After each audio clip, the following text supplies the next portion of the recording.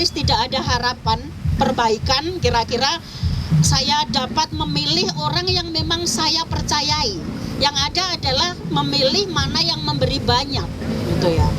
Masyarakat Indonesia itu sudah terlanjur menganggap bahwa politik itu buruk, politik itu jelek, politik itu hitam, politik itu nggak ada benernya. Kalau sudah ngomongin politik, korupsi isinya. Kalau kita menyitir ya data yang mungkin lebih real gitu ya, data investigasi ICW gitu ya, kita bisa melihat angka yang luar biasa mengerikan gitu. 2009 itu hanya 9 anggota DPR yang masuk BUI. Tapi begitu 2009 ke 2004 itu 73, naik berapa persen itu? Hampir 700%. Di 2015 sampai 2019 175. Ini yang DPRD gitu ya. Terus kemudian kalau kita ngomong kasus-kasus di daerah, misalnya di Papua gitu ya. Di Papua itu 56 anggota DPRD yang korupsi 44. Sisa berapa ini? Itu ya. Jadi ternyata saya kira pendidikan politik itu penting gitu ya, kumpul-kumpul membicarakan ini, membuka kegelisahan kita bersama itu sangat penting. Kenapa? Karena pemilu hari ini di dalam di dalam pemahaman sehari-hari masyarakat akar rumput, dan kita tahu gitu ya, 70-80% masyarakat Indonesia itu menengah ke bawah gitu. Yang kira-kira duit 200-300 itu dianggap masih sangat berarti. Nah, terus kemudian pemilu, dari pemilu satu ke pemilu yang lain nyaris tidak ada harapan perbaikan, kira-kira saya dapat memilih orang yang memang saya percayai. Yang ada adalah memilih mana yang memberi banyak gitu ya. Jadi ketika pemilu itu kemudian proporsional terbuka seperti ini gitu ya, semua orang dianggap punya suara yang sama, baik itu masyarakat jelata, yang sekolah politik, yang doktor sampai profesor, one man one vote. Di saat kemudian pendidikan sebagian besar masyarakatnya itu menengah ke bawah gitu ya, pendidikan politik masih lemah, kesadaran kita tentang politik masih jauh dari harapan, yang terjadi adalah orang-orang yang punya uang yang naik gitu. Jadi hampir kayak putus harapan gitu ya. Kita punya orang yang kompeten, qualified, tapi nggak punya duit bisa naik. Di mana salahnya ini gitu. Jadi saya kira menjadi warga yang kritis itu penting gitu ya. Kalau kita kalau harapan memutus rantai ini dari atas begitu sulit, saya kira dari bawah, dari kita gitu ya, yang menjadi pemilih ini mulai memutus rantai itu gitu ya, mendiskursuskan ini kegelisahan kita sehari-hari, dan mudah-mudahan didengar lebih banyak teman-teman di luar sana gitu ya. Dan kemudian kalau seandainya kita bisa mengurangi atau tidak lagi melanggengkan itu, siapa tahu besok-besok kita punya harapan yang lebih bagus gitu ya. Karena begini, harapan dari atas perubahan struktur minimal untuk pemilu hari ini masih belum ada gitu, karena masih pakai peraturan yang sama, masih pakai sistem yang sama. Dan kalau mentalitas pemilihnya masih sama, artinya kita juga masih mendapatkan kualitas orang-orang yang mentalitasnya kurang lebih sama gitu. Kalau dari mencalonkan diri aja sudah keluar modal berapa gitu ya, saya nggak bisa membayangkan gitu. Jadi kades aja sudah 30-an miliar gitu. Belum kalau mau jadi DPRD, jadi wali kota, jadi gubernur, luar biasa. Dan orang kemudian mau nggak mau berpikir balik modal kan akhirnya.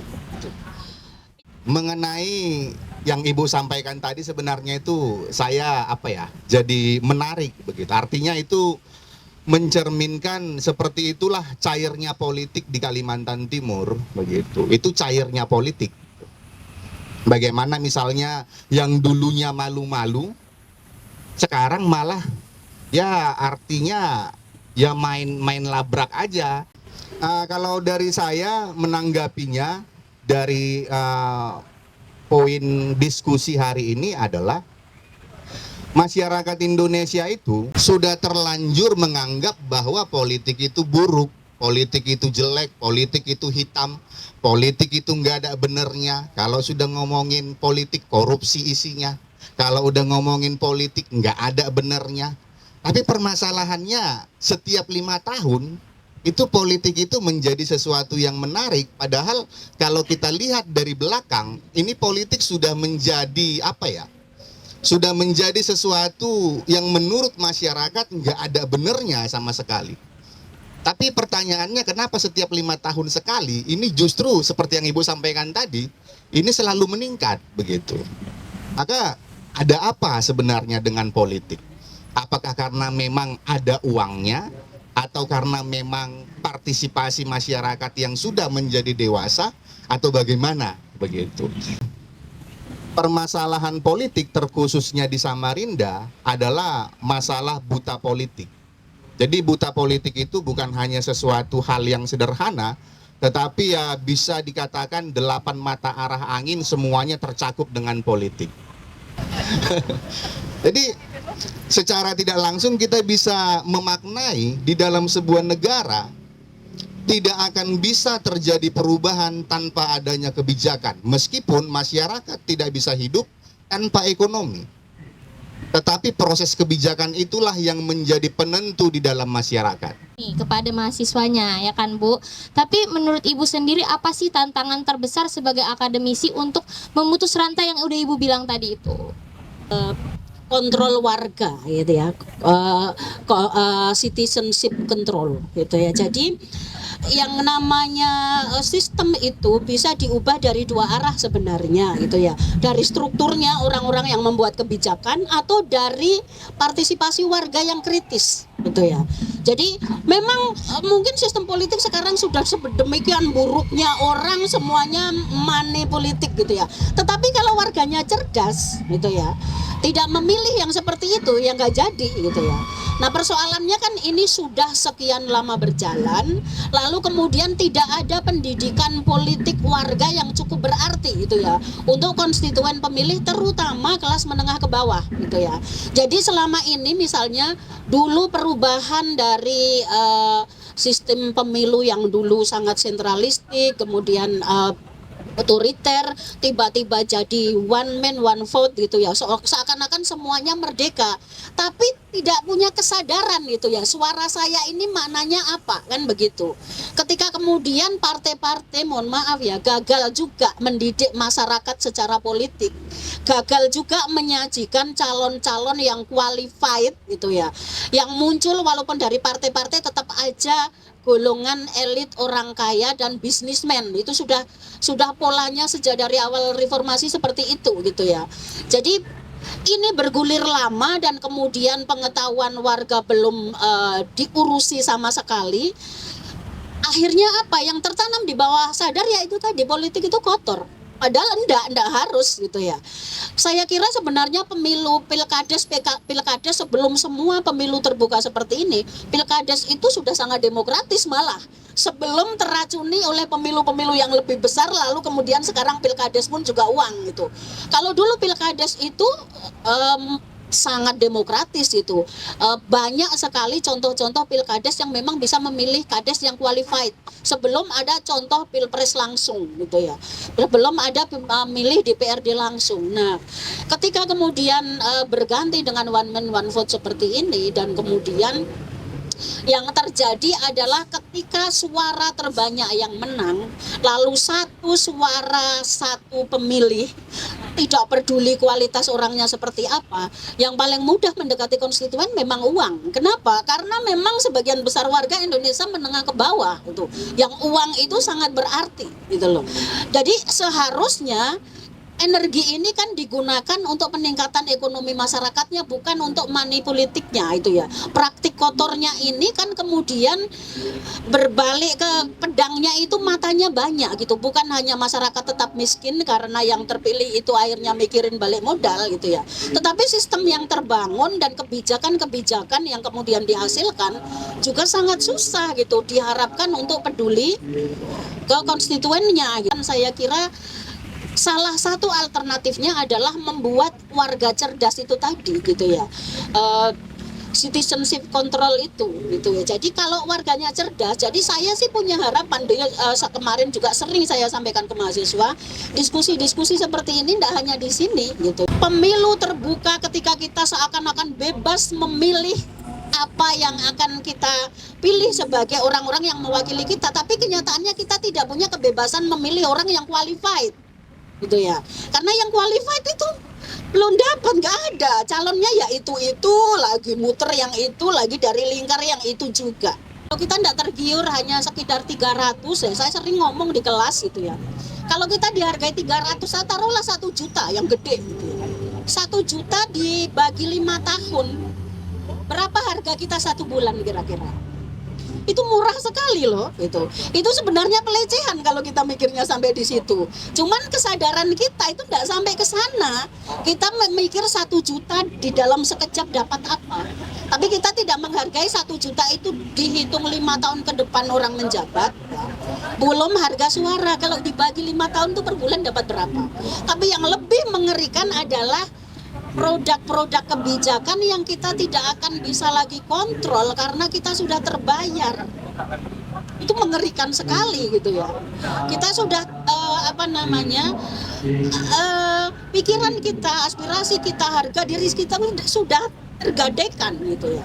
Jadi kuncinya ya kalau dari warga sivil apa ya, jadilah warga yang cerdas. Jangan gampang dibeli 1 juta, 5 juta itu masih sangat murah gitu ya. 5 tahun gitu ya, duitnya aja dibagi, kalau 1 tahun 12 bulan dikali 5 per bulan berapa nilaimu. Tapi yang lebih ini produk kebijakannya itu. Pada orang yang kita merasa kita sudah dapat uang, kita pasti tidak akan merdeka mengkritik gitu ya, mengontrol. Saya kira itu ya. Baik, dari Pak Wesley gimana Pak? Memulainya dari mana itu yang susah begitu. Mengurainya udah sangat-sangat semeraut. Kalau kita melihat, ini kan kita yang ada di sini semua, ini berpotensi menjadi calon di 2029 atau di 2034. Berpotensi kalau punya duit. Ya, tetapi kan yang menjadi pertanyaan adalah apa yang mengakibatkan sehingga undang-undang itu hanya memperbolehkan bahwa kebebasan untuk masuk ke dalam politik adalah kebebasan mereka yang punya uang. Itu kan ada regulasinya, itu kan ada undang-undangnya.